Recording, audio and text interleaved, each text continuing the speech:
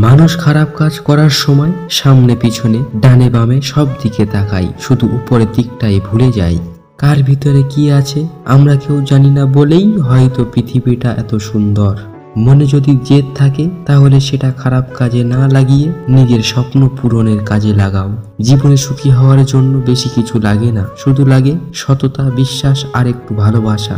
ভালোবাসা যদি বিশাল আকাশের মতো সত্য হয় তাহলে মেঘের মতো ভাসতেই হবে আর বৃষ্টির মতো কাঁদতেই হবে।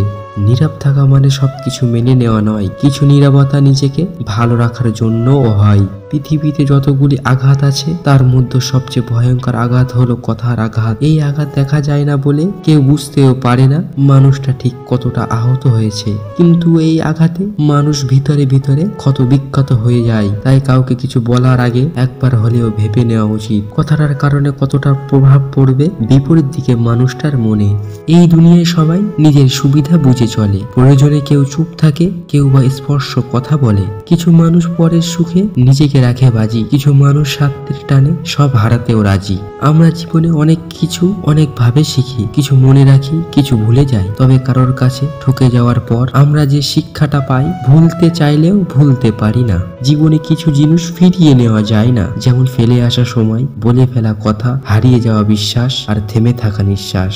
যে কোনো সম্পর্কে একটু মায়াবী অনুভব থাকা খুব দরকার। পৃথিবীতে চিরকাল কেউ বেঁচে থাকে না, তবে মায়া মমতা থাকে। মৃত্যুর পরেও মায়াবী সম্পর্কের টান খানিকটা হলেও মানুষকে মুহূর্তগুলো অনুভব করায়। কাউকে নিজের পছন্দের মানুষ বানানো খুব একটা বড় ব্যাপার না, কিন্তু নিজের কারোর পছন্দ মানুষ হয়ে যাওয়াটা ভীষণ বড় ব্যাপার। নিজের ইচ্ছাকে খুন করা যদি পৃথিবীতে অপরাধ হিসাবে গণ্য হতো তবে প্রত্যেকটা মধ্যবিত্ত ছেলেরা ফাঁসির আসামি হতো। শত কষ্ট মনে চাপিয়ে বাসায় ফিরে পরিবারের সাথে সুখটা ভাগাভাগি করার নামই মধ্যবিত্ত।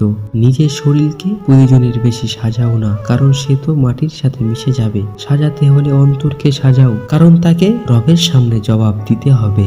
যারা প্রথমে অবহেলা পায় শেষে দেখবেন তারাই বেশি সফল হয়, কারণ মানুষের প্রত্যেকটা অবহেলা তাকে নতুন কিছু করার অনুপ্রেরণা যোগায়। উচ্চ শিক্ষা আর সুশিক্ষা এক নয়, প্রথমেরটা দেয় জ্ঞান, দ্বিতীয়টা দেয় মনুষ্যত্ব। স্বার্থে আঘাত পেলে কেঁচোও বিষাদর সাপ হয়ে যায়, মুখের ওপর সত্য বললে গাদাও বাঘ হয়ে যায়। পুরুষ মানুষের হাসিকেও বিশ্বাস করতে নেই, কারণ তারা মৃত্যুর সমান যন্ত্রণা নিয়েও হাসতে পারে।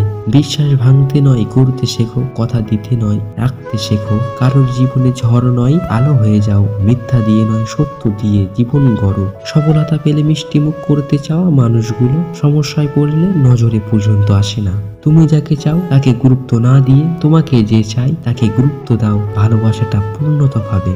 ভদ্রতা এক দুবার দেখাবেন, তারপর যখন দেখবেন আপনার ভদ্রতাকে অন্যরা দুর্বলতা ভেবে আঘাত করতে শুরু করেছে, তখন আপনার ভদ্রতাকে আপনার ভিতরে রেখে তাকে তার ভাষায় জবাব বুঝিয়ে দেবেন। দেখবেন সে খুব সুন্দরভাবে সবকিছু বুঝে গেছে। মন খুলে মনের কথা বলার আগে একটু ভেবো, কথাগুলো যাদেরকে বলছো তারা কি আসলেই এই কথাগুলোর মর্যাদা রাখবে? বয়স বাড়ার সাথে সাথে জীবনে শুধুমাত্র টাকার দরকারে খোঁজ খবর নেওয়ার লোকের সংখ্যাও বাড়তে থাকে। কাক কালো, কেউ তাকে ভালোবাসে না, এমনকি খাঁচায় আবদ্ধ করে পুষতেও চায় না। ঠিক তেমনি ভাবে মানুষ মুখে যতই বলুক আসল সৌন্দর্য মনে, কিন্তু সবাই ঠিকই সাদা চামড়ার পিছনেই ছোটে।